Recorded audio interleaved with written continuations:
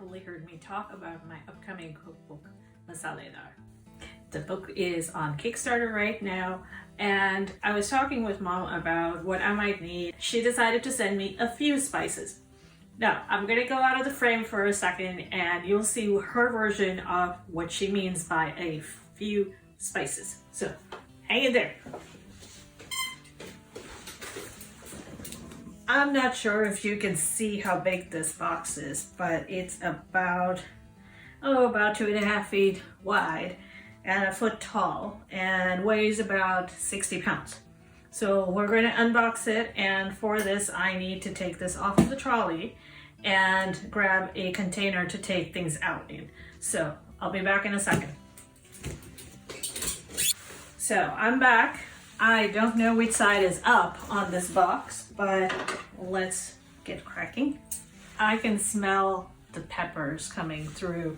Ooh, and I see peppers. Oh, and I can smell peppers.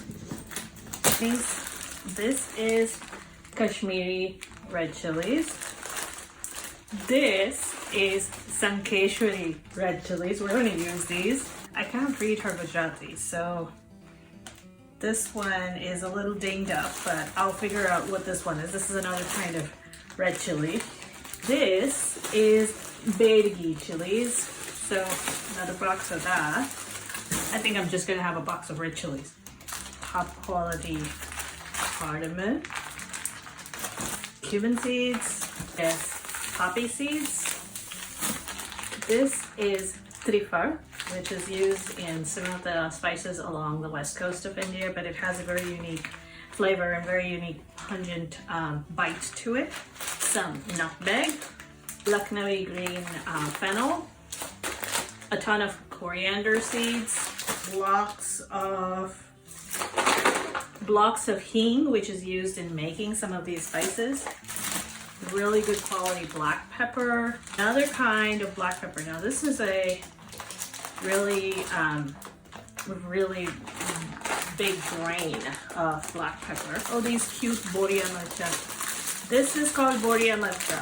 Boria marcha and boria chilies. These are round and they have another bite to it. Dried ginger or soot. Ooh, lovely cinnamon sticks. Black cardamom. Whole turmeric. Dry turmeric. Oh, cute. This is not cassia buds. We use this in some of the spice blends from central India, but west central India and further south. Shahajira. Shahajira is the royal cumin or the black cumin.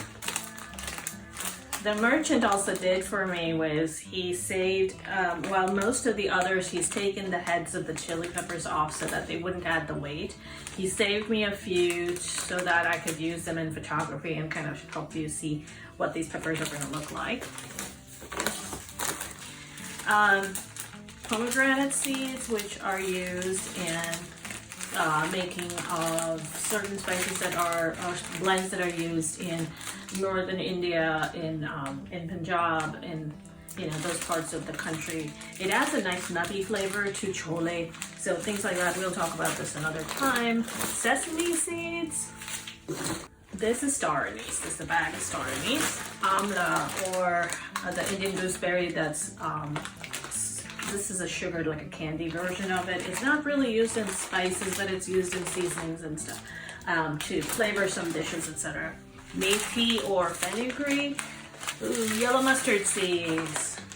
This is the cracked rai or cracked mustard seeds that are used in the making of pickles and preserves and stuff like that. So rock candy, rock sugar, khadi sakar. It's called khadi sakar because it looks like a rock, but this is a form of sugar. Nigella seeds. I've talked about this often, but this is a staple in our house. Mom has been making these powder spices for our house, for our relatives, for probably about 5 or more decades, and this is very special to me, so I cherish this. And This goes in my kitchen for my use, but she's been teaching me how to make these.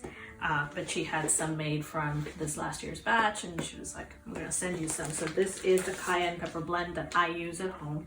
So this is not really going in Masaleydaar, but this is going in my kitchen. The broken pieces of fenugreek that are also used in the making of pickles and achars and stuff. This is turmeric, homemade turmeric powder.